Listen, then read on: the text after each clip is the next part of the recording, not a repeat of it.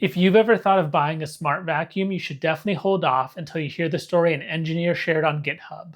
This engineer shared how he discovered that blocking his robot vacuum's data collection ultimately killed the device, and how the company that he bought the product from ended up being the ones behind it all.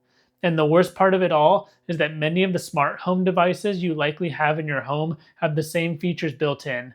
In this video, I'll share his story and how it highlights what smart home companies likely don't want you to know about the tiny computers that might be rolling around in your house. So this guy bought a smart vacuum, nothing crazy, just a cheap robot that promises to clean your floors while you're at work. He's an engineer, and in the article, he mentions how he considers himself a bit paranoid, but the good kind. So he does what most of us probably should do, but never actually do. He checked what his vacuum was sending over the internet. Within minutes, he started seeing packets, and lots of them.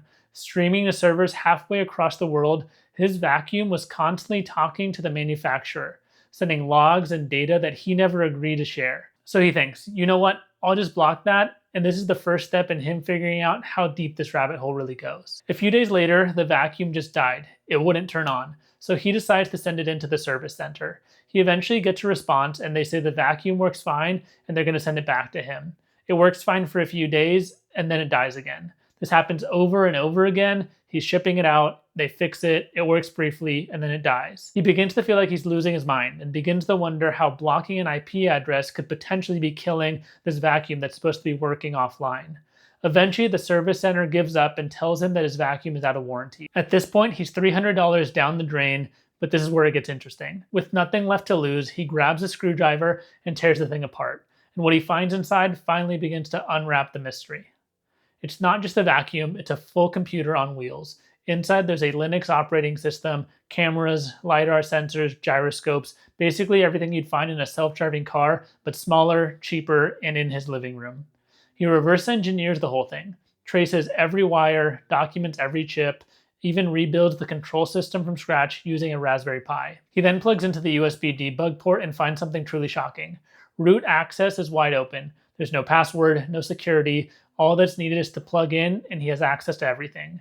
He digs through the files and finds the logs, configurations, and even his Wi-Fi password sitting there unencrypted for anyone with access to grab. And buried in the startup scripts, he finds what had been the issue all along. He finds a remote kill command, and it's dated for exactly when his vacuum stopped working.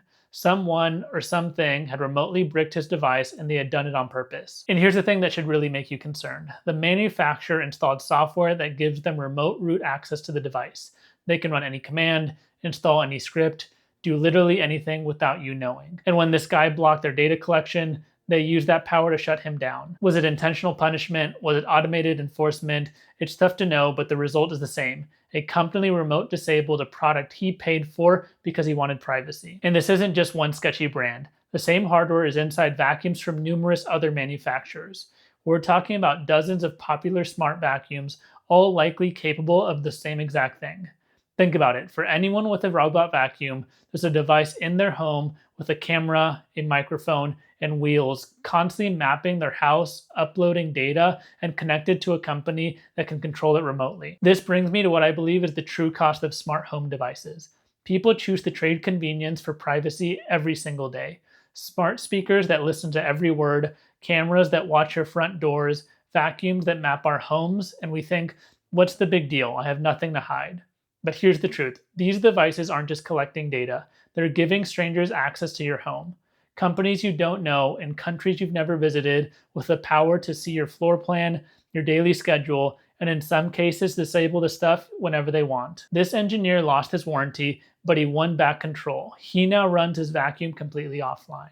No cloud, no tracking, no remote access, just a robot that does what he tells it to. So before you buy your next smart device, ask yourself, who really owns it, you or the company that made it? Because sometimes even a vacuum cleaner can turn into a spy. The original article and full reverse engineering breakdown is linked in the description. And if this made you rethink your smart home setup, hit subscribe because this stuff is happening way more than you think.